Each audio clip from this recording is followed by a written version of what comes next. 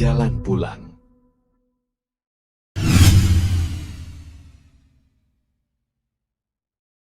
Assalamualaikum warahmatullahi wabarakatuh.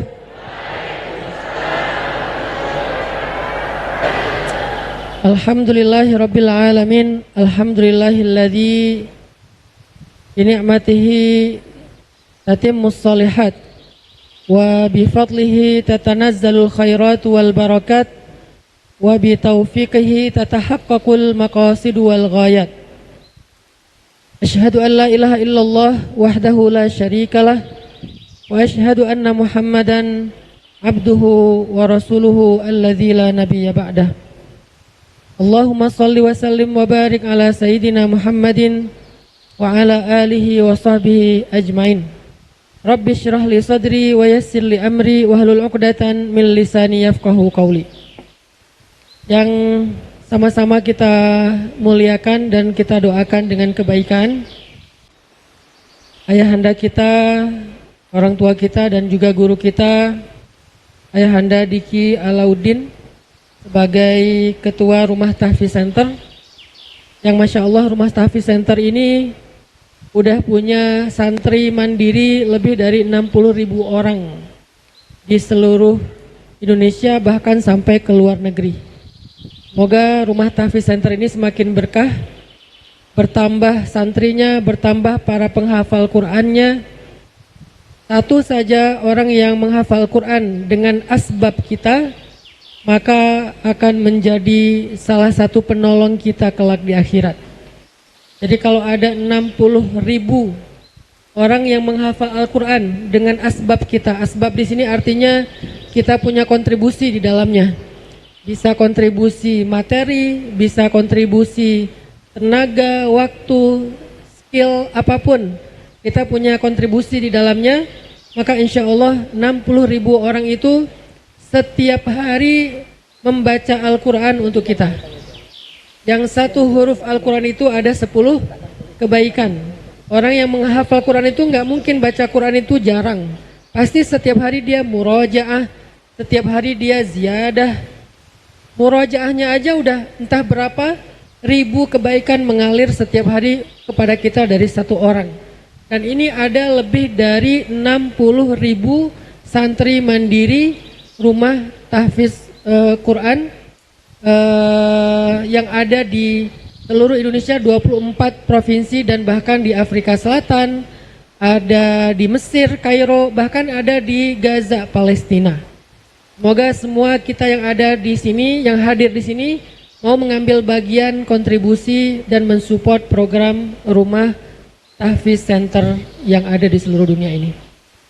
Kemudian kepada Ketua DKM Masjid Al-Hijri, Rektor Universitas Ibnu Khaldun, dan juga pastinya anak-anak muda, para jomblo fisabilillah yang ada di Kota Bogor. Saya heran ya, saya dakwahnya tuh udah dari tahun 2015, tapi masih banyak aja jomblo-jomblo ya. Gak tahu ini generasinya udah berganti, sayanya masih di sini, nggak move on, atau kaliannya emang masih istiqomah sendiri. Itu saya nggak tahu, tapi mudah-mudahan walaupun masih jomblo, kalian tetap semangat untuk war tiket surga ya. Jangan cuman semangat war tiket outplay, tapi nggak usah khawatir, sekarang bisa cari tiketnya Aldi Taher. Lebih keren sih suaranya menurut saya, jadi nggak usah susah-susah lah. Dan saya nggak tahu gara-gara sekarang ngeklik algoritma mensuggest, akhirnya sekarang saya dapat banyak banget FYP Aldi Taher. Sampai tahu judul lagu terbarunya Cinta Terhalang Tembok. Dan nggak sadar ternyata sekarang saya jadi ngefans sama Aldi Taher. Peace Aldi Taher kalau lihat di YouTube. Cuman saya belum ngefollow. Teman-teman yang dirahmati Allah Subhanahu Wa Taala, hari ini kita bakal, silakan duduk aja Kang. Puja. Atau enggak enak karena jadi berdiri Ustaz. Daripada nanti makin ini. Ustaz Anan nggak boleh duduk. Ana boleh duduk. Itu bukan boleh, mending duduk aja deh. Ya, makasih Kang Puja ya, Kang Puja. Teman-teman, hari ini kita bahas tema yang sebetulnya bisa dibilang ya bisa berat, bisa ringan tergantung angle kita ngelihatnya. Kalau kita ngelihat dari angle pondok pesantren, bagi kita yang mondok ini akan berat nih. Karena ini sudah menjadi topik perdebatan sejak generasi kedua tahun 100 sekian Hijriah. Sampai akhirnya puncaknya muncullah sebuah gerakan dakwah Ahlus Sunnah wal Jamaah. Salah satunya digagas oleh Abu Hasan Al-Asy'ari yang kemudian kita kenal dengan akidah Asy'ariyah. Tapi sebelumnya udah ada banyak sekali aliran-aliran yang membahas ini. Tapi kalau kita bahas dari angle anak muda, saya kan selalu mencoba untuk menerjemahkan literasi agama mulai dari bab akidah, bab akhlak dan seterusnya. Saya coba terjemahkan tuh ke bahasa anak muda, ke analogi-analogi anak muda, ke contoh-contoh daily life-nya anak muda. Kenapa? Biar kita memaknai agama itu kontekstual dan juga aplikatif. Karena kita tidak ada kebutuhan untuk mendalami agama menjadi seorang ahli debat, tidak ada kebutuhan itu. Kita nggak ada kebutuhan belajar agama untuk menjadi seorang profesor di bidang salah satu ilmu agama, karena kita bukan ngambil jurusan itu. Tapi kebutuhan kita belajar agama itu adalah kalau bahasa santri itu untuk kebutuhan fardu ain, yang aplikatif, daily life, sehari-hari, sesuai dengan konteks kehidupan kita sebagai anak muda yang hidupnya urban di perkotaan. Maka saya coba menerjemahkan setiap literatur agama itu ke dalam bahasa dan analogi anak muda. Nah, hari ini kita juga pengen bahas tentang masalah ini karena saya ngelihat ada semacam kebingungan yang kemudian dijadikan konten yang semakin membingungkan tentang masalah ini dengan berbagai macam pertanyaan yang kritis, sehingga kadang-kadang kita nggak sadar malah terjebak kepada salah satu aliran menyimpang yang muncul ketika zaman fitnah sebelum datangnya sebuah ijtihad dari Abu Hasan Al-Asy'ari. Apa contohnya? Misalnya kita kan bahas tentang takdir ya. Saya pakai tanda petik mengubah, karena kalimat mengubah ini hanya istilah sebetulnya. Karena kita tidak mengubah takdir, Allah yang berkehendak. Ketika kita bicara takdir, di Indonesia itu banyak sekarang anak muda yang terjebak antara pemikiran Qadariyah ataupun pemikiran Jabariyah. Mungkin sebagian pernah dengar, bahkan akrab sekali ya dengan istilah Qadariyah dan Jabariyah. Tapi bagi sebagian yang mungkin pernah mendengar tapi agak-agak samar-samar, atau bahkan mungkin baru pertama kali dengar, itu jenis apa lagi Ustadz? Aliran apa lagi? Ada Qadariyah, ada Jabariyah, ada Mu'tazilah, ada Murji'ah, ada banyak sekali aliran-aliran yang lebih dari ribuan aliran pada saat itu yang macam-macam aneh-aneh gitu. Nah, tapi di Indonesia secara umum trennya saya lihat nih mulai arah-arah ke antara Qadariyah sama Jabariyah dalam konteks memahami takdir. Apa itu Qadariyah? Qadariyah itu salah satu pemaknaan dari aliran mereka adalah dalam konteks takdir, kita itu bertanggung jawab sepenuhnya dengan segala urusan hidup kita. Jadi hidup kita itu tergantung kita, bukan tergantung Allah. Kita yang berkehendak, kita yang menentukan, kita yang melakukan. Jadi semua itu adalah dari keputusan kita seutuhnya. Jadi hidup kita pacaran itu memang keputusan kita. Kita menikah itu keputusan kita. Diputusin itu keputusan kita. Ditinggalin, diselingkuhin, di PHP-in, diharkosin, semua itu adalah bagian dari pilihan kita, keputusan kita, kehendak kita. Allah nggak punya peran di situ. Sehingga kita harus berjuang sendiri dalam hidup. Ini adalah golongan Qadariyah.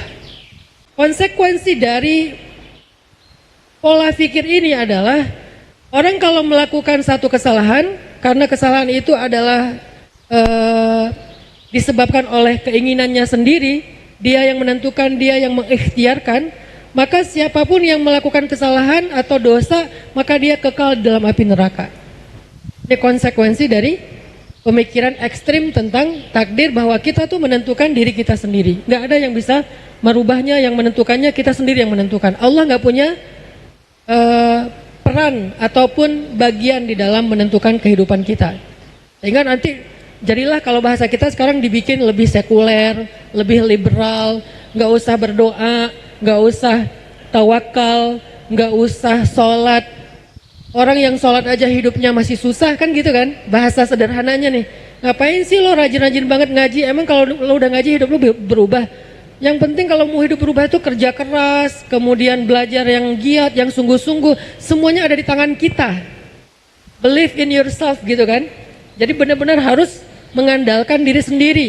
Ini walaupun nggak dalam bentuk ideologi, tapi ini adalah bagian dari kesadaran-kesadaran qadariyah. Walaupun kita nggak mengatakan ideologi saya adalah qadariyah, bukan, tetapi ini adalah awareness-nya qadariyah.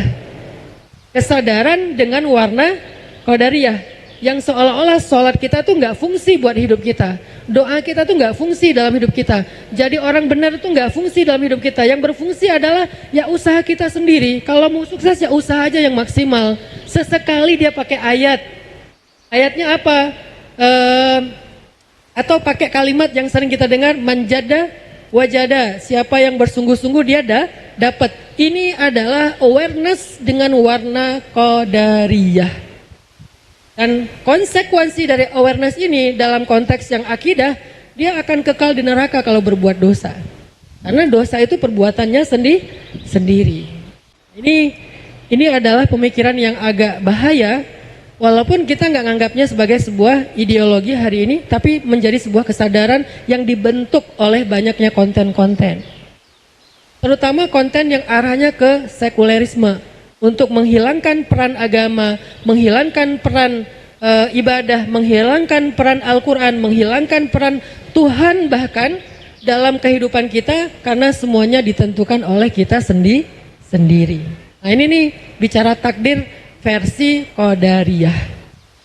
Nanti bicara takdir lagi versi jabariyah.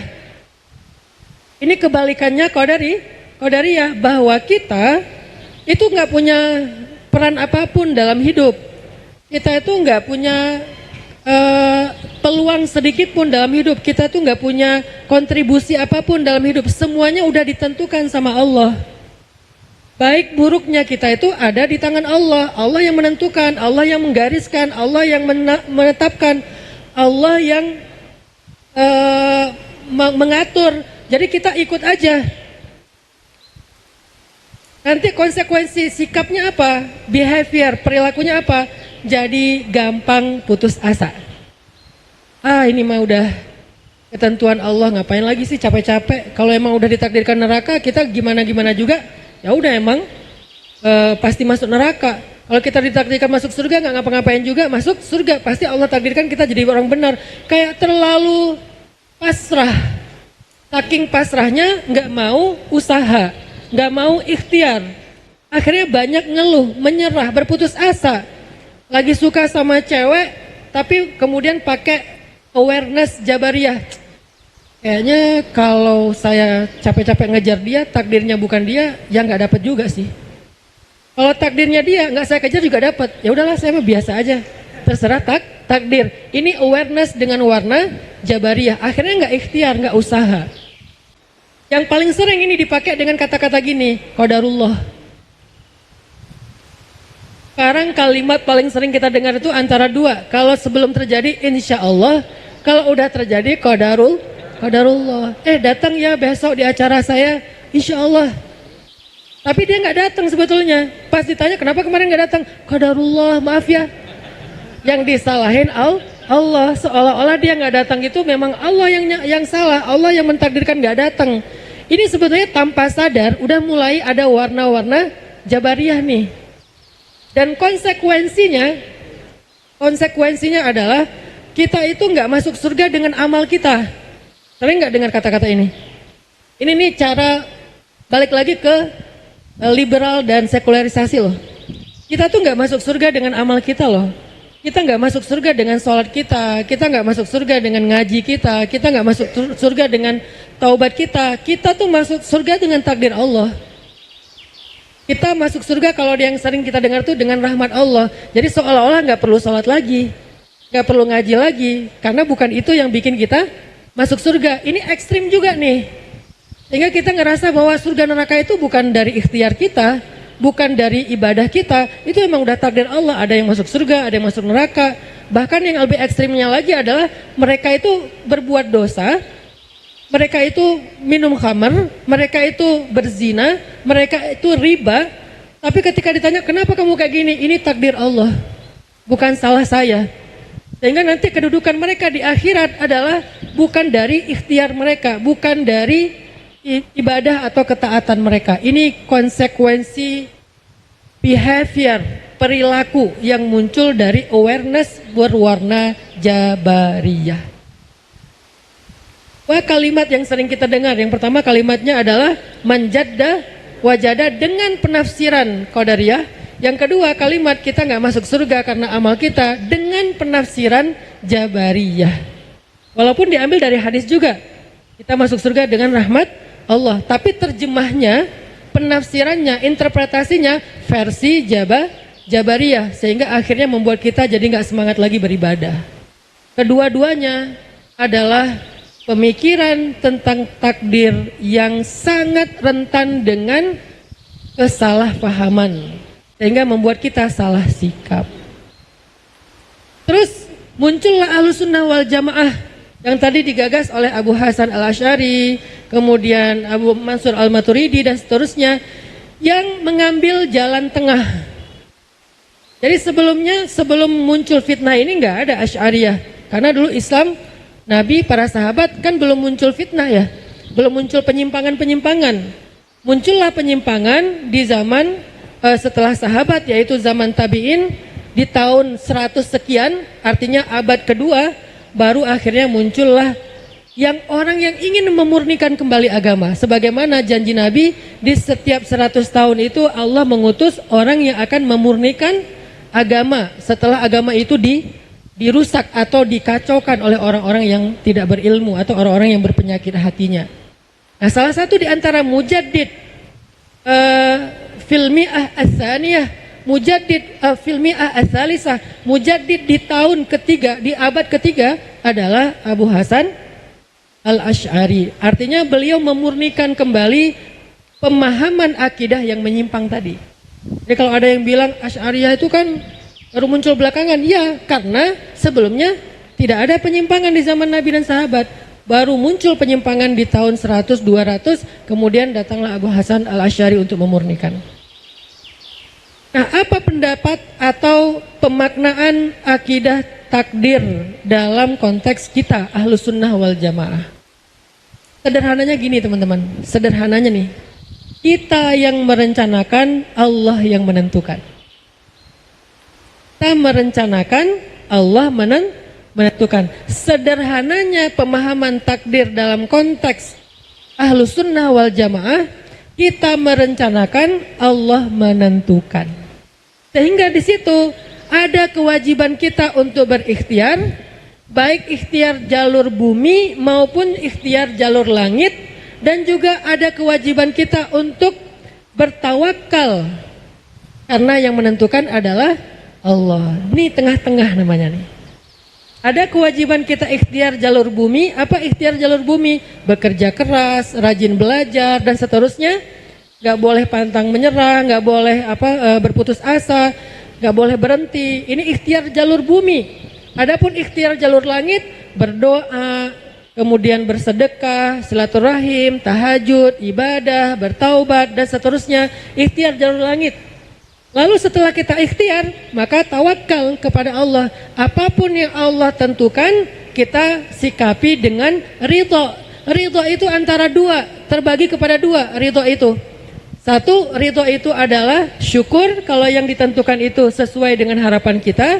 Yang kedua, ridho itu adalah sabar kalau yang Allah tentukan itu enggak seperti harapan kita. Tapi kita yakin apapun itu kalau dari Allah adalah kebaikan. Apapun itu kalau dari Allah adalah kebaikan. Sehingga kita ridho. Cuman cara ridhonya ada dengan syukur, ada dengan sabar. Maka kedua-duanya khair kata Nabi. Kedua-duanya baik untuk kita. Udah jelas ya? Jalan tengahnya Ahlus Sunnah wal Jamaah itu adalah kita merencanakan. Arti merencanakan ini bukan coret-coret aja ya, termasuk ikhtiar, termasuk bekerja bersungguh-sungguh. Kita merencanakan, Allah yang menentukan. Sehingga dalam dua kalimat ini muncullah dua sikap sekaligus. Satu sikap mujahadah, ikhtiar, bersungguh-sungguh. Dan yang kedua sikap tawakul atau tawakal, berserah kepada Allah Subhanahu wa Ta'ala. Nah, sekarang kita akan bahas yang wasatiyah, yang pertengahan ini. Kita nggak panjang-panjang ngebahas tentang qadariyah ataupun jabariyah. Cukup tahu aja bahwa itu sesuatu pemikiran yang berbahaya. Seperti saya sampaikan di awal, supaya kita nggak terjebak lagi lah dengan pemikiran ini. Sekarang banyak syubhat di tengah-tengah anak muda umat karena pemikiran Islam itu nggak berkembang. Yang muncul filsafat yang seolah-olah menjelaskan Islam, tapi filsafatnya filsafat kiri, bukan filsafat kanan, karena kanan juga berfilsafat. Para ulama kita tuh ahli filsafat. Jadi kalau ada orang yang nggak mau berfilsafat atau menyalahkan filsafat, membid'ahkan filsafat, berarti dia menutup pintu untuk munculnya, membuka pintu untuk munculnya banyak sekali kesesatan dan tidak ada pengimbang. Dulu para ulama itu kan dengan filsafatnya menjelaskan kebenaran. Makanya Imam Abu Hasan al-Asy'ari itu mengumpulkan semua syubhat-syubhatnya Qadariyah, Jabariyah, Murji'ah, Mu'tazilah. Lalu kemudian beliau bikin satu rangkuman Raddus Syubhat, jawaban terhadap kesesatan atau kekeliruan mereka. Itu juga bagian dari pemikiran filsafat, tapi filsafat kanan. Sekarang yang berkembang apa? Filsafat kiri. Tasawufnya, tasawuf falsafi. Bukan tasawuf riyadhi. Ada dua, ada tasawuf falsafi, ada tasawuf riyadhi. Kalau tasawuf riyadhi itu apa? Banyakin zikir, banyakin khalwah, banyakin belajar ma'rifatullah, tafakkur. Itu adalah tasawuf riyadhi. Bentuknya riyadah. Ada riyadahnya, ada amalannya. Ada juga tasawuf falsafi. Tasawuf falsafi ini apa? Pemikiran. Sehingga akhirnya dibolak-balik kita jadi bingung tentang Islam kita sendiri ya. Karena tasawufnya tasawuf pemikiran. Nah, kita mencoba untuk masuk ke Islam dengan pemahaman yang tengah. Enggak ekstrim kiri, artinya mereduksi Islam. Enggak ekstrim kanan, yang artinya kaku banget dengan Islam. Yang kaku dengan Islam enggak akan siap menerima dinamika kehidupan. Akhirnya bahasa sederhananya tinggalkan dunia, semua itu nggak ada dalilnya segala macam, itu ekstrim kaku kanan. Yang kaku ke kiri, yang ekstrim kiri, agama dianggap sebagai penghambat, Islam dianggap sebagai beban, syariat dianggap sebagai masalah. Sehingga kalau kita mau maju, tinggalkan syariat, tinggalkan Islam, tinggalkan Al-Quran. Kita fokus aja dengan hidup kita, dengan dunia kita. Pakai mazhab baru, namanya mazhab Soekarno misalnya. Ini jadi ada ekstrim kanan, ekstrim kiri gitu. Jangan diedit. Ini lagi ngomongin Jabariyah, bukan ngomongin ya itulah. Ya jelaslah kekeliruannya. Masa dia bilang qala Rasulullah sallallahu alaihi wasallam fil Qur'anil Karim. Mana ada Nabi ngomong di dalam Al-Qur'an? Yang ada Allah berfirman. Mungkin salah ngomong, tapi kok sering ya. Baik, tadi sampai di mana? Tentang pertengahan, wasatiyah, Ahlus Sunnah wal Jamaah. Nah, dalam pemikiran ataupun keyakinan Ahlus Sunnah wal Jamaah, kalimat paling gampang dicerna oleh kita sebagai anak muda itu bukan santri, orang umum. Kita merencanakan, Allah yang menentukan. Ralat ya. Kita merencanakan, bukan kita yang merencanakan, bukan. Yang di awal saya buang. Kita merencanakan, Allah yang menentukan. Karena kata yang di sini ada kesan dominan. Kita merencanakan, Allah yang menentukan. Itu kata yang paling tepat untuk menjelaskan pemikiran takdir ala ahlus sunnah wal jamaah. Kita merencanakan, Allah yang menentukan. Nah, gimana kita memahaminya? Ada kabar baik buat kita sebagai orang yang berpemikiran wasatiyah. Wa kadzalika ja'alnakum ummatan wasatan litakunu syuhada 'alan nas. Kita ini umat pertengahan. Ada kabar baik tentang takdir buat kita. Apa kabar baiknya? Yang pertama, coba teman-teman buka surat Ar-Ra'd ayat 39. Surat Ar-Ra'd ayat 39. Ini kabar baik untuk kita dalam memahami takdir. Surat Ar-Ra'd ayat 39. Allah Subhanahu wa taala berfirman, A'udzu billahi minasy syaithanir rajim. Bismillahirrahmanirrahim. Yamhullahu ma yasha'u wa yuthbit. Yamhullahu ma yasha'u wa yuthbit wa 'indahu ummul kitab. Artinya, Allah menghapus apa yang Dia kehendaki dan menetapkan, dan di sisinya lah ada ummul kitab. Apa maksud dari ayat ini? Tafsirnya banyak. Kalau kita baca buku tafsir Al-Quran, ada beberapa tafsir tentang makna dari yamhullah wa yuthbit wa indahu umul kitab. Tetapi dari sekian banyak tafsir, kita memilih salah satu yang mayoritas ulama berpendapat. Apa? Yang dihapus dan ditetapkan. Karena ada ulama mengatakan yang dihapus dan ditetapkan itu syariat. Ada nasikh mansukh dalam Al-Quran. Ada syariat yang menghapus, ada yang dihapus.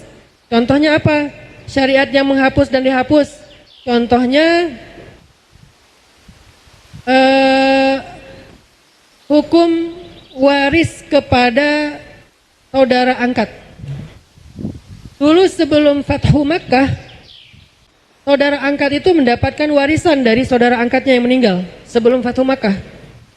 Sehingga orang muhajirin yang menjadi saudara angkat orang Ansor, kalau orang Ansor meninggal dunia, maka saudara angkat muhajirin itu bagian menjadi ahli waris, mendapat warisan. Seerat itu hubungan persaudaraan antara muhajirin dengan Ansor. Lalu setelah Fathu Makkah, karena kaum muhajirin udah settle, udah stabil, maka hukum itu dihapus. Sehingga sejak saat itu sampai sekarang, saudara angkat tidak lagi menerima waris dari saudara angkatnya. Itu namanya nasikh mansukh, salah satu contohnya. Ada juga yang menafsirkan ayat ini artinya yang dihapus dan yang ditetapkan itu dosa. Ada dosa yang dihapus, yaitu dengan taubat. Ada dosa yang tidak dihapus, yaitu ditetapkan karena dia tidak bertaubat. Ada yang berpendapat tafsirnya seperti itu. Tapi banyak ulama tafsir menafsirkan yang dihapus dan ditetapkan di sini adalah takdir. Yang dihapus dan ditetapkan di sini adalah takdir, al-qadar.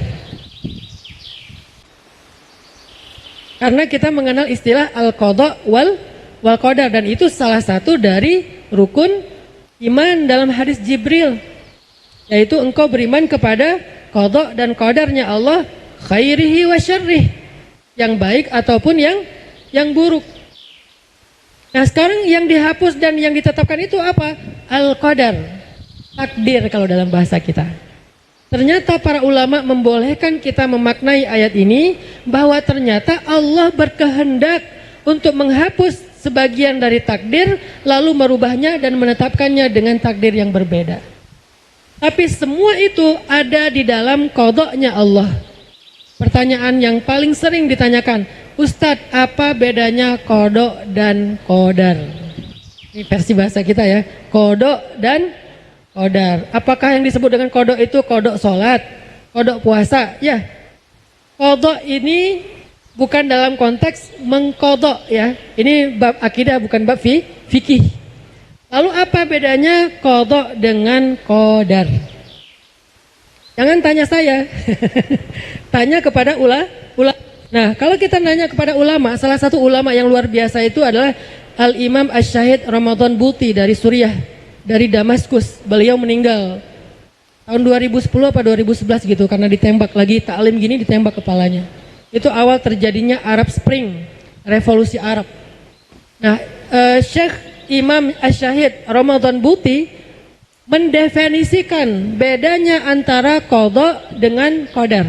Ustadz, kenapa materi hari ini berat banget? Karena yang di hadapan saya adalah orang-orang terpelajar, mahasiswa-mahasiswi. Walaupun statusnya masih jomblo, tapi akalnya tetap tajam ya, nggak terpengaruh jadi galau. Saya mahasiswa Ustadz, tapi galau enggak.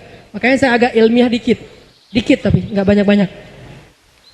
Apa definisi qadha dan qadar menurut Imam Asy-Syahid Ramadan Buti? Kata beliau, al-qadha ilmullah fil azal bi kulli ma sayajri fil kaun. Qadha itu adalah ilmu Allah sejak azali. Azali itu yang sangat terdahulu, sebelum Allah menciptakan apapun, terhadap kulli ma sayajri fil kaun, terhadap apa yang terjadi di dalam semesta. Itulah qadha. Ilmu Allah tentang apapun yang terjadi, yang berlaku di dalam kehidupan, di dalam semesta. Itulah qadha. Kemudian wal qadar, adapun takdir atau qadar, wuqu'ul asya' muwafiqatan li'ilmillah, terjadinya sesuatu sesuai dengan ilmu Allah yang tadi. Kejadian itu adalah qadar. Kapan terjadi, di mana terjadi, bagaimana terjadi, apa yang terjadi, itu adalah qadar. Tapi semua itu ada di dalam qadha-nya Allah, ilmunya Allah. Makanya salah satu di antara sifat wajib bagi Allah itu adalah ilmun. Allah tahu semuanya, nggak ada yang Allah nggak tahu. Selain muridun, irada, Allah berkehendak, ada ilmun, Allah tahu semuanya, nggak ada yang Allah nggak tahu. Sehingga nggak bisa kita katakan ada yang kita alami Allah nggak tahu. Ada yang kejadian dalam kehidupan kita itu di luar pengetahuan Allah, nggak bisa. Semuanya Allah tahu. Yang pernah terjadi, yang sedang terjadi, yang akan terjadi Allah tahu. Jadi kita tuh sekarang lagi belajar memasrahkan, mentawakalkan, menitipkan hidup kita kepada zat yang maha tahu tentang apa yang terjadi dan apa yang akan terjadi. Kan itu penting sekali teman-teman. Karena seringkali kita nitipin hidup kita kepada yang gak tahu apa-apa. Malah kadang-kadang kita curhat masalah kita kepada orang yang sebetulnya gak tahu jawaban apa-apa. Kenapa kok curhat sama dia? Karena dia rajin mendengar. Padahal dia bukan dengar. Dia cuma naruh handphonenya terus dia masak, dia beres-beres. Seolah-olah kita lagi curhat, dia nggak dengar juga sebetulnya. Kita aja yang kegeeran seolah-olah dia dengar. Tapi kita curhat sama dia. Kepada yang maha tahu kita nggak curhat. Selain maha tahu, maha mendengar. Apa arti maha mendengar? Maha mendengar ini artinya bukan hanya sangat mendengar, tapi juga sabar mendengar. Jangan diterjemahin Allah itu cuman pendengarannya jelas. Tapi nggak sabar-sabar banget sih, jadi saya nggak sering curhat sama Allah. Nggak gitu, yang namanya maha itu sempurna. Berarti as-sami', Allah yang maha mendengar, berarti sempurna. Artinya apa? Dengarnya jelas, nggak ada yang ke-skip sama Allah itu sabar mendengar kita. Nggak mungkin, udahan, jangan lama-lama curhatnya. Akhirnya muncullah statement, kalau doa kepada Allah itu jangan panjang-panjang. Kalau doa kepada Allah itu jangan banyak-banyak, nggak enak sama Allah. Ngerepotin, mending kita beramal aja. Dia menganalogikan Allah kayak teman curhatnya yang akhirnya nikung dia nikah sama orang yang dia senengi. Ini beda. Allah itu sabar mendengar, betah mendengar, nggak bosan mendengar. Kita curhat itu lagi, besok itu lagi, lusa itu lagi. Nggak pernah Allah bilang, itu kan udah kemarin. Allah nggak pernah bilang gitu. Itu teman kita. Iya, aku udah tahu sih yang itu. Ada yang lain nggak? Aku lagi buru-buru nih. Itu manusia. Allah nggak kayak gitu. Allah tuh sabar banget dengerin kita.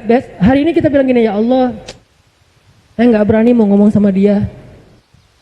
Soalnya mukanya galak banget, tapi makin dia galak tuh makin ngangenin, ya Allah. Besok ngomong lagi, ya Allah masih belum berani nih. Lusa ngomong lagi, ya Allah masih belum berani. Udah 5 tahun masih, ya Allah belum berani. Kenapa belum berani? Udah jadi istri orang. Lebih nggak berani lagi. Artinya Allah itu sabar banget dengerin kita curhat. Terus kenapa nggak curhat sama Allah aja?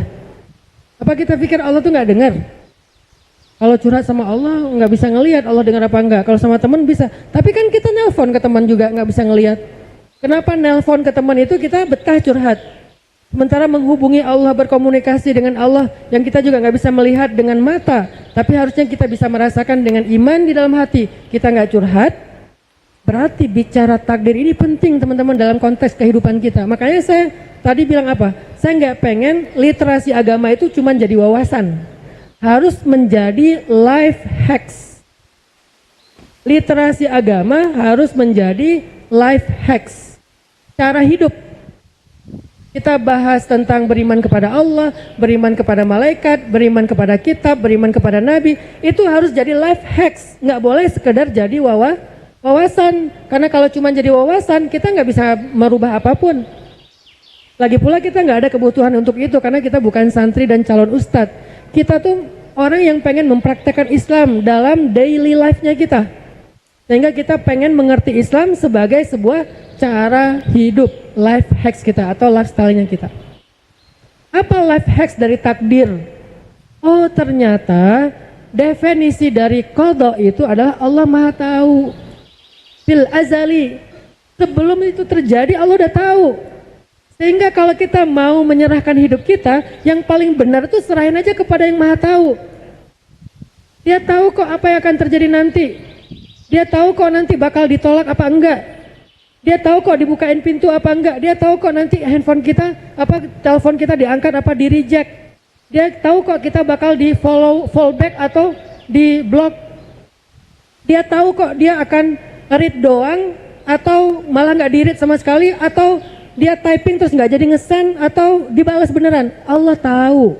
Semua yang akan terjadi itu Allah tahu.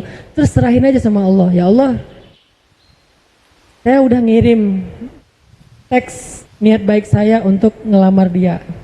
Sampai sekarang belum di-read. Saya lihat dia online beberapa kali.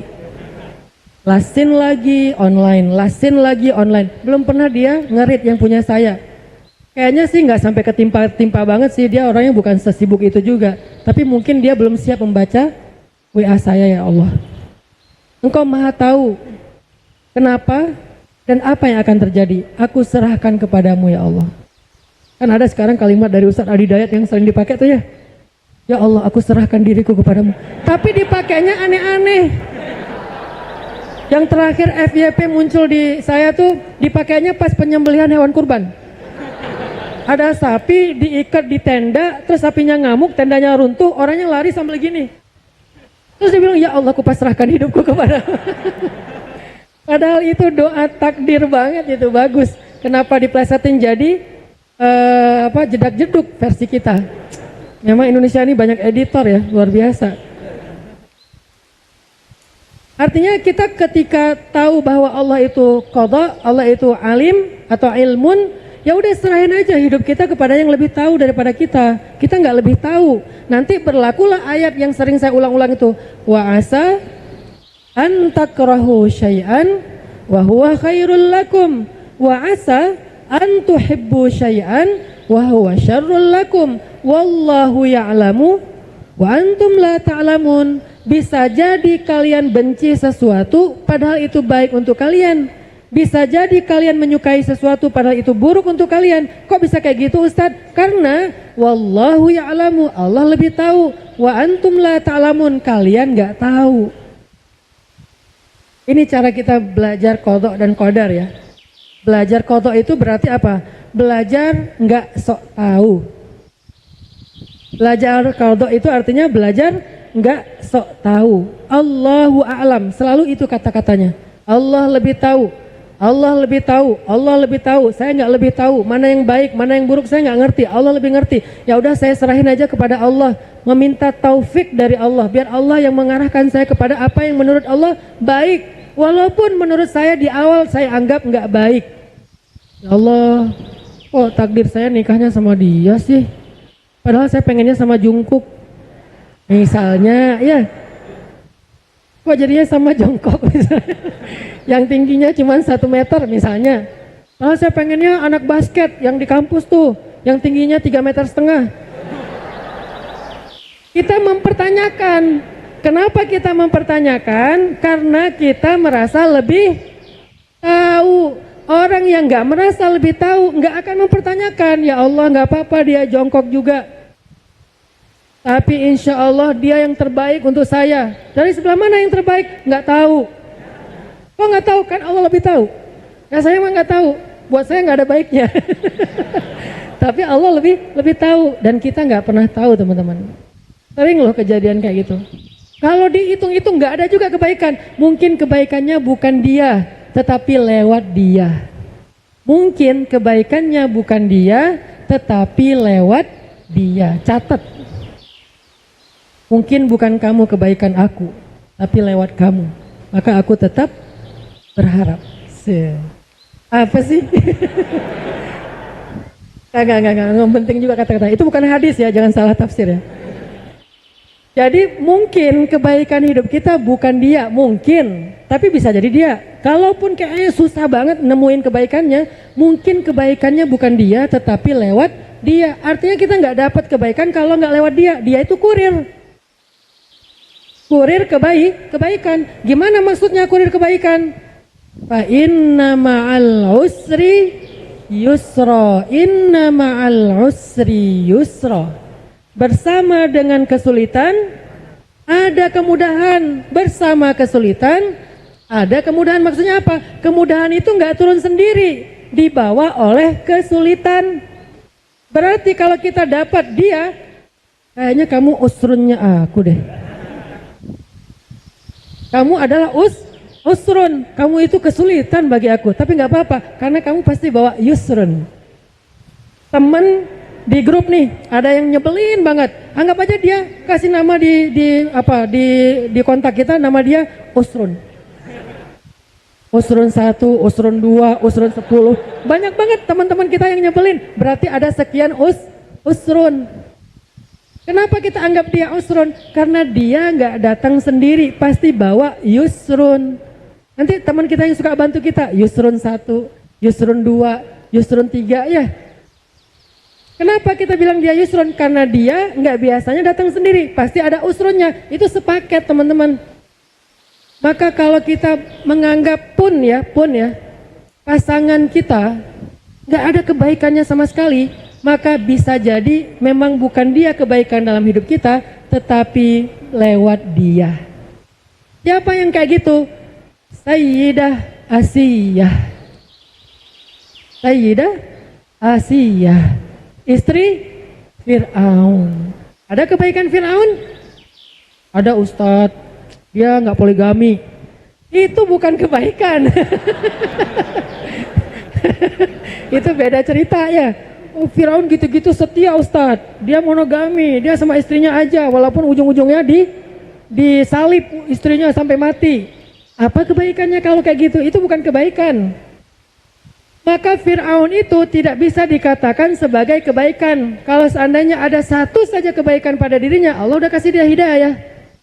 Tidak ada kebaikan pada dirinya, semua keburukan. Terus kok Asia kasihan banget sih dapatnya Firaun? Enggak. Asia itu menjadi 1 dari 4 perempuan istimewa, cuman 4 di dunia, itu salah satunya adalah lewat Fir'aun, bukan Fir'aunnya. Sehingga Asia nggak pernah menyalahkan Allah tentang takdir itu. Nggak pernah bilang, ya Allah kok saya sih yang nikah sama Eta, Fir siapa? Firman. Maaf ya kalau ada yang nama Firman. Kenapa sih saya jadinya sama Fir'aun? Bukan Fir'aun. Oh ya, Fir'aun. Kok saya jadi sama Fir'aun sih? Kan harusnya saya jadinya sama Nabi Musa. Yang karena Asia itu perempuan istimewa, perempuan sempurna. Nabi Musa laki-laki sempurna. Kenapa saya nggak jadinya sama Musa aja sih? Kan lebih klop tuh. Sefrekuensi, sama-sama istimewa. Kenapa malah jadinya sama Fir'aun? Atau minimal ya yang keren dikit lah, misalnya Korun gitu kek. yang tajir ya kan ya, sultan banget, nggak perlu flexing juga benar-benar udah sultan gitu. Saking tajirnya dia, hartanya di mana-mana, sampai di Indonesia juga ada tuh harta karun. Namun di dalam tanah, wah harta karun, enak banget karun, di mana-mana ada hartanya. Kenapa nggak karun? Karena bisa jadi kebaikan dalam hidup Asia memang bukan suaminya, memang bukan Fir'aun, tetapi lewat Fir'aun. Tapi kan nggak mungkin kita mengibaratkan suami kita sama Fir'aun ya. Gak apa-apa kalau suami saya kayak Fir'aun. Enggak lah, ada kebaikannya udah pasti tuh, ada, nggak mungkin nggak ada. Kok bisa gitu? Allah yang bilang, wa asa an takrahu syai'an wa yaj'alallahu fihi khairan katsira. Bisa jadi kamu benci sesuatu pada pasanganmu, tapi pada dialah Allah menjadikan khairan katsira, kebaikan yang sangat banyak. Jadi ada dua versi ayat. Yang satu, bisa jadi kamu benci sesuatu padahal itu baik bagimu. Yang satu lagi, bisa jadi kamu benci sesuatu padahal Allah menjadikan padahal itu kebaikan yang sangat banyak. Ayat yang kedua konteksnya tentang pernikahan. Ayat yang pertama konteksnya tentang perang. Tapi secara makna mirip. Sehingga kalaupun kita nggak menemukan, bukan nggak ada, kitanya yang nggak menemukan, percayalah bahwa kalau bukan dia kebaikannya, maka kebaikan itu datangnya lewat dia. Fa inna ma'al usri yusra, inna ma'al usri yusra. Terus apa hubungannya dengan ayat tadi yang Allah hapus, Allah tetapkan? Ternyata para ulama menafsirkan takdir itu berlaku yamhullah wa yuthbit. Allah menghapus dan menetapkan. Tapi semuanya ada di dalam qadha, ilmunya Allah. Tidak keluar dari ilmunya Allah. Siapa yang yamhu, yang menghapus? Allah, bukan kita. Sehingga muncullah doa dari Umar bin Khattab, doa dari Abdullah ibnu Mas'ud. By the way, Umar dan Abdullah ini adalah dua dari 7 kibaril ulama inda sahabah. 2 dari 7 ulama besar di kalangan sahabat. Ada 7 ulama besar di kalangan sahabat. 2 di antara mereka adalah Abdullah bin Mas'ud dan Umar bin Khattab. Berarti ilmu mereka itu nggak kaleng-kaleng, ilmunya luar biasa. Kalau mereka menyampaikan sesuatu statement, berarti itu dengan keilmuan, bukan dengan kebodohan. Maka Umar dan Abdullah sama-sama pernah berdoa gini, Allahumma in kunta katabtani min ahlil syaqiyah atau minal ashqiyah famhini waktubni min ahli sa'adah atau minas su'ada fa innaka tamhu ma tasha wa tuthbitu ma tasha wa indaka ummul kitab. Itu doanya Umar dan doanya Abdullah. Artinya apa Ustadz? Kalau kita nggak hafal bahasa Arabnya, inilah bedanya kalau kita bisa bahasa Arab sama nggak bisa. Kalau kita bisa bahasa Arab, kita bisa baca doa itu di dalam sujud. Dan sujud salah satu tempat atau kondisi doanya yang paling istijabah. Kalau kita nggak bisa bahasa Arab, nggak apa-apa lah tahzan. Tetapi kita bisa membacanya di luar sholat. Artinya apa? Ya Allah, seandainya engkau telah mencatat aku, kitab, katabtani, mencatat aku minal ashqiya, termasuk orang yang rugi, termasuk orang yang sengsara, termasuk orang yang binasa, famhini ya Allah, ya Rabbi, hapuslah ya Allah untukku, waktubni, dan catat aku minas su'ada, termasuk orang yang bahagia. Fa innaka tamhu ma tasha wa tuthbit, engkau maha kuasa menghapus apa yang kau kehendaki dan menetapkan. Wa indaka ummul kitab, itu diambil dari Ar-Ra'd tadi, dan di sisimu ada ummul kitab. Kenapa Umar dan Abdullah berdoa seperti ini? Karena mereka mengambil pemahaman dari ayat tadi. Allah berkehendak menghapus takdir, tetapi semuanya ada di dalam kekuasaan Allah, semuanya ada dalam ilmu Allah. Termasuk doa kita pun bagian dari takdir dan ilmu Allah. Makanya orang yang beriman gak boleh seperti Qadariyah yang terlalu GR, tidak boleh seperti Jabariyah yang terlalu berputus asa. Apa GR-nya? Ngerasa semua bisa sendiri. Atau putus asa, apa putus asanya? Ngerasa gak berdaya. Maka orang yang beriman, muslim yang ahlu sunnah wal jamaah, tadi kita merencanakan termasuk doa, termasuk silaturahim, termasuk sedekah. Kenapa? La yaruddul qada illa du'a, kata Nabi. Tidak ada yang merubah atau menolak qada, takdir, kecuali doa. Maksudnya dengan doa kita Allah merubah takdir, yamhu wa yuthbit, suka-suka Allah. Tapi semua itu bagian dari kudrat, iradat, ilmu dari Allah Subhanahu wa ta'ala. Lanjut. Suatu ketika teman-teman, Umar bin Khattab pernah melakukan perjalanan bareng dengan rombongannya, melakukan perjalanan ke arah satu negeri yang ternyata di negeri itu lagi ada wabah. Kita kemarin lagi ada corona atau covid. Pas dia tahu berita bahwa di negeri itu lagi ada wabah yang menular, maka kemudian Umar bin Khattab balik arah. Maka orang yang bersama Umar yang gak ngerti ilmu tentang takdir bertanya, afirarun min qadarillah, apakah kita lari dari takdir Allah wahai Umar ya Amirul Mukminin?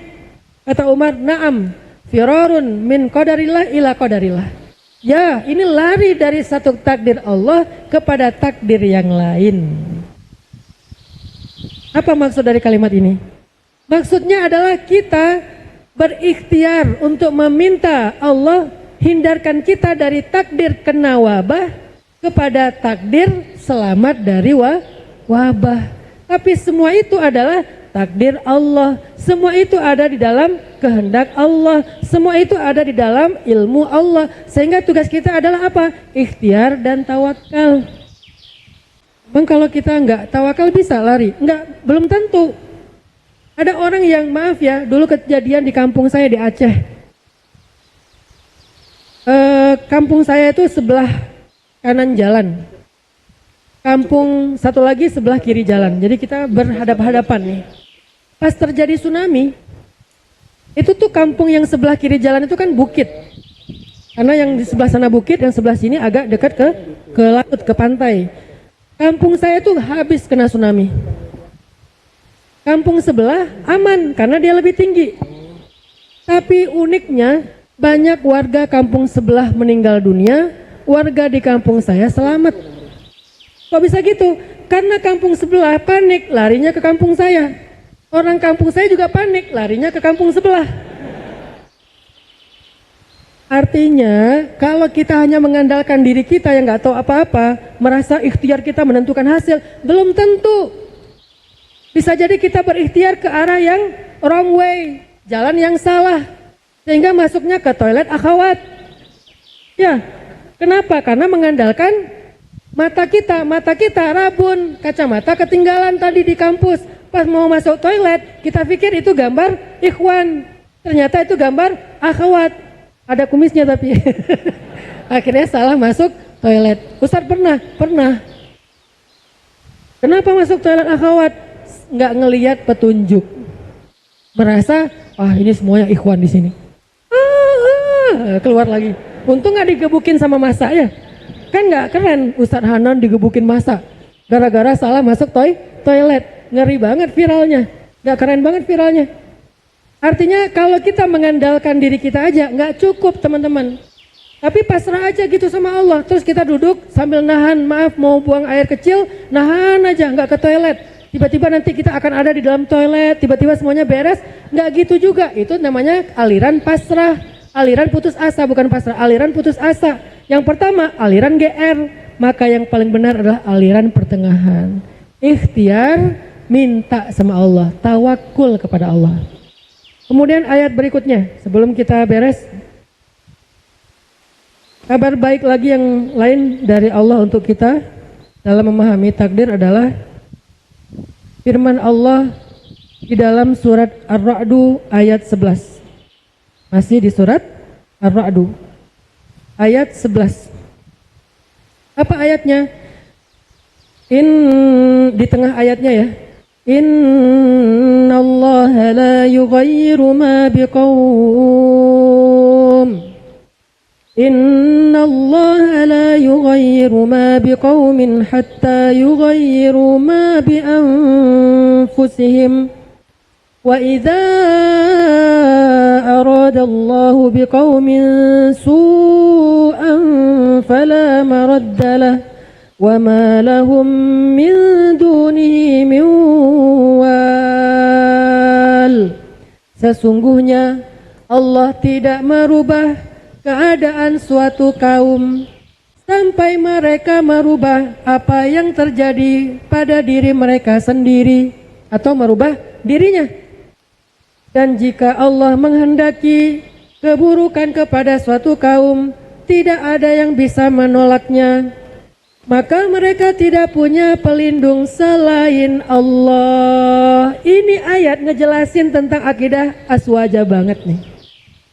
Yang pertama kalimatnya apa? Kita harus merubah diri kita sendiri, gitu kan? Terus kalimat terakhir, tapi jangan terlalu GR. Semuanya harus berlindung kepada Allah, kembali kepada Allah, berserah kepada Allah. Itu lengkap banget penjelasan di ayat itu yang diterjemahkan oleh para ulama kita menjadilah akidah Ahlus Sunnah wal Jamaah. Akidah Asy'ariyah. Dengan apa? Dengan dua tadi. Kita merencanakan apa yang kita rencanakan, ya perubahan pada diri kita sendiri. Pengen langsing, ya udah rencanakan dietnya gimana. Pengen bening, ya udah rencanakan pakai skincare apa. Bisa juga rencana lain apa, pakai filter aja, gampang. Itu bagian dari merencanakan. Lebih ekstrim lagi, nggak cukup pakai kamera yang bagus, pakai filter, kameranya aja demi bisa nonton konser Blackpink. Dia beli handphone yang kameranya bisa di zoom sampai 100. Sampai Blackpink lewat. saking zoomnya jauh banget, bisa ngerekam bulan. Ya, ini enggak iklan sih karena enggak di endorse. Pokoknya ada lah. Pakai kamera bagus, pakai filter sampai berlapis-lapis. Enggak cukup juga, ditambahin avatar. Sampai akhirnya dia jadi avatar, berubah, jadi keren banget. Tiba-tiba jadi kesatria Majapahit, tiba-tiba jadi kesatria dari negeri Narnia gitu kan, karena pengen keren. Gak apa-apa, itu bagian dari ikhtiar walaupun wrong way. Makanya minta petunjuk Allah, ya Allah saya biar bening, biar glowing, gimana caranya? Saya udah beli skincare, saya udah sering gini-gini di muka saya, malam-malam tuh saya tampar-tampar sampai merah, ya Allah kok nggak bening-bening? Ya ternyata kata Allah ada cahaya yang lebih indah daripada glowing karena skincare, walaupun skincare itu bagus, tapi yang lebih glowing lagi apa? Cahaya wudu dan sholat. Simahum fi wujuhihim min asaris sujud. Tanda-tanda mereka adalah ada asar sujud. Asar sujud di sini maksudnya bukan jidat hitam.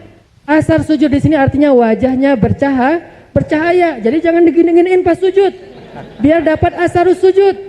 Kasihan saya nggak ada asarus sujud, dianggap nggak sholat ya. Arti asarus sujud di sini adalah wajahnya bercahaya. Yauma tabyaddat wujuhum, hari ketika wajah mereka bercahaya. Jadi ikhtiar tawakal, ikhtiar doa, ikhtiar ibadah. Dengan kayak gitu berarti Allah akan yamhu wa yuthbit kepada kebaikan yang kita harapkan. Sekian, ini hanyalah sekedar prolog aja pembahasan tentang takdir. Lebih dalam lagi nanti silahkan kita belajar kepada guru-guru kita, kiai kita, habaib kita, ustadz-ustadz kita yang mengajarkan akidah Ahlus Sunnah wal Jamaah Asy'ariyah tentang takdir atau qada dan qadar, sehingga kita bisa mengimaninya dan mempraktekannya dalam daily life kehidupan kita. Barakallahu fikum. Wassalamualaikum warahmatullahi wabarakatuh.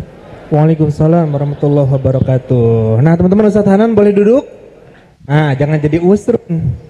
Ya, usrun ada yang ingat usrun apa? Iya, Ustadz Hanan berdiri aja sampai isya. Wah, kasihan nanti. Nah teman-teman, ini ada kesempatan buat teman-teman yang mau bertanya kepada Ustadz Hanan, tapi caranya langsung konfirmasi kepada nomor yang akan saya sebutkan. Dan nomor ini bukan nomor Ustadz Hanan tentunya, ya, nomor panitia. Kalau teman-teman mau bertanya silakan di nomor 0811. Ya silakan, yang pegang HP pasti ada kuotanya. 0811 8033 ya, 8033 009. Saya ulangi ya. 0811 8033 009. Nah, Masya Allah tadi pemaparan dan ilmu yang Ustadz Hanan sampaikan luar biasa. Mudah-mudahan kita lebih mudah memahami juga menerima takdir. Ya, khair. Nah, tadi Ustadz Hanan katakan cerita dari Umar ada pindah takdir Allah ke takdir yang lain. Tapi itu Ustadz bukan berarti kepada skema selingkuh kan? Udah jodoh yang ini terus selingkuh dengan yang lain. Terus yang selingkuhnya bilang, saya hanya berpindah takdir kepada takdir yang lain. Wah, itu ngeles ya. Udah gitu selingkuhnya pakai aplikasi yang itu ojek ya. Ya udahlah, ya nanti kita dipertanyakan. Nah, sekarang kita tunggu nih pertanyaan dari teman-teman tentang takdir. Tapi Ustadz, kalau bagi anak, takdir itu kan pemberian Allah ya. Dan semua kita itu takdirnya kan berbeda-beda. Kalau anak memahami dengan penyampaian guru anak, kalau takdir itu adalah pemberian Allah yang sangat istimewa Ustadz. Karena diberikannya kepada kita masing-masing berbeda. Dan kita itu harus bangga dengan takdir yang Allah berikan Ustadz. Nah ini tema yang luar biasa banget karena kadang betul kata Ustadz ya, kita ini bingung takdir tuh kayak gimana sih? Udah usaha, udah tahajud, tetap aja nggak jelas-jelas gitu ya. Nah ternyata hari ini kita ketemu jawabannya ya mengenai tentang takdir. Masya Allah, kita tunggu pertanyaannya. Nah, banyak banget nih. Udah. Nggak disampaikan. Nah, anak pilih. Nah, ini dia. Ada di nomor 0812 929 bintang pokoknya ya. Pertanyaannya Ustadz, Assalamualaikum Ustadz, saya Jua usia 20 asal Bogor ya. Catat Ikhwan, usia 20 tahun ya. Ingin bertanya tentang jodoh Ustadz. Bulan Februari kemarin saya dihitbah oleh seseorang laki-laki, iya dong, sebelum dia berangkat ke Mesir. Mesir. Dia menyampaikan niat baiknya kepada orang tua saya sekitar 3-7 tahun. Sekitar 3-7 tahun dia akan ada di Mesir Ustadz katanya. Jujur saya sebagai perempuan banyak kekhawatiran karena jangka waktu yang begitu lama. Wah takut nih. Seru nih ya.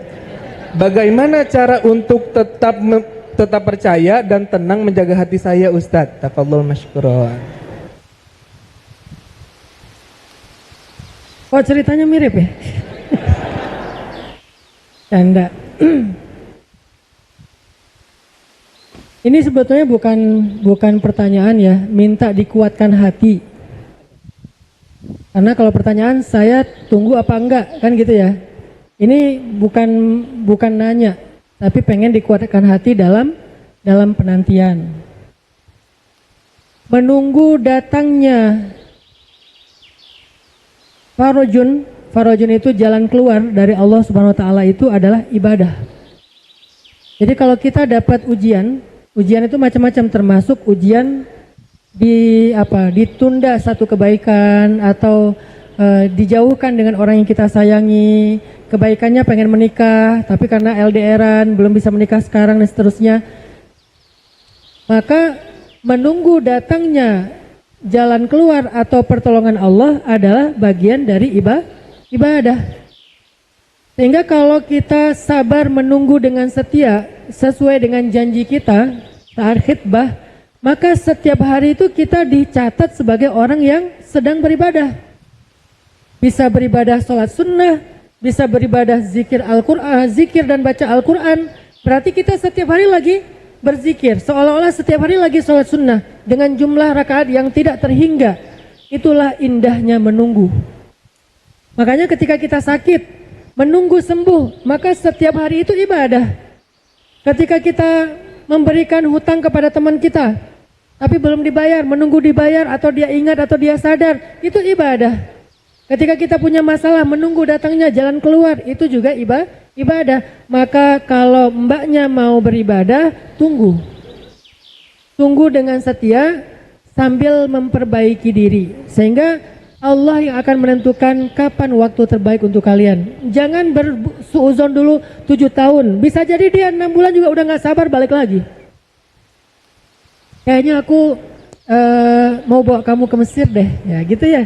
Akhirnya ya udah, bisa jadi mbaknya dibawa ke Mesir, setelah 6 bulan dia galau, kayaknya nggak enak banget LDRan, apalagi dia sendiri masa udah punya status khidbah tapi nggak jadi-jadi. Akhirnya dia berubah pikiran, di Mesir dia juga udah settle, udah siap dengan kebutuhannya, balik lagi atau setahun dia balik, setelah itu dia nikah, balik bareng dengan ke Mesir, kan indah. Kenapa berputus asa ketika kita belum mencoba apa-apa? Maka tunggu biar Allah yang menentukan yang terbaik. Dengan berharap yang terbaik. Lagi-lagi nanti ada kalimat, aku tergantung prasangka hambaku kepadaku. Maka berprasangkalah yang baik-baik kepada Allah, sehingga Allah mentakdirkan yang terbaik sesuai prasangka kita. Barakallahu fiik. Nah, jadi tunggu aja ya Mbak.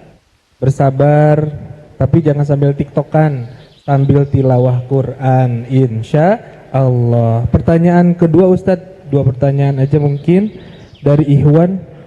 Mana nih Ikhwan tadi? Ya.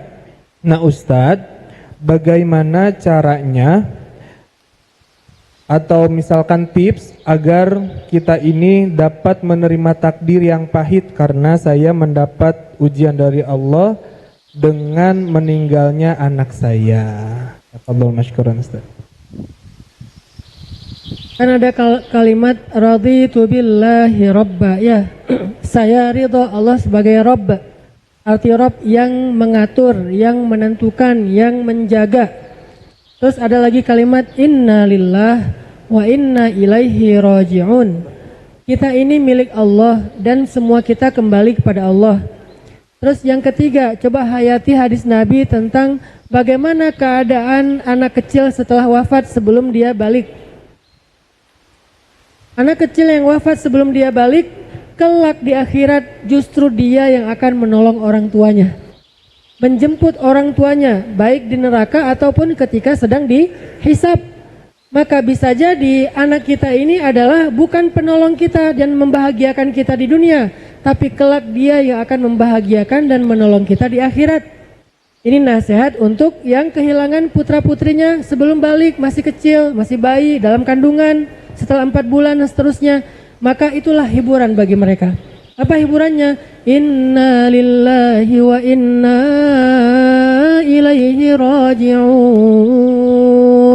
Ulang-ulang kalimat itu agar kita sadar bukan kita yang memiliki dia, tapi Allah yang memiliki dia. Lalu Allah berhak untuk mengambil apa yang Allah miliki, sehingga kita nggak boleh ngerasa bahwa ini punya saya. Mirip dengan analogi yang sering kita dengar, tukang parkir. Artinya kita bangun kesadaran innalillah wa inna ilaihi raji'un. Udah. Yang kemudian kalimat berikutnya, baca doa Nabi SAW yang diajarkan kepada Abu Salamah. Allahumma ajurni fi musibati wa akhluf li khairam minha. Ya Allah, beri saya pahala dalam musibah saya dan beri saya ganti yang lebih baik darinya.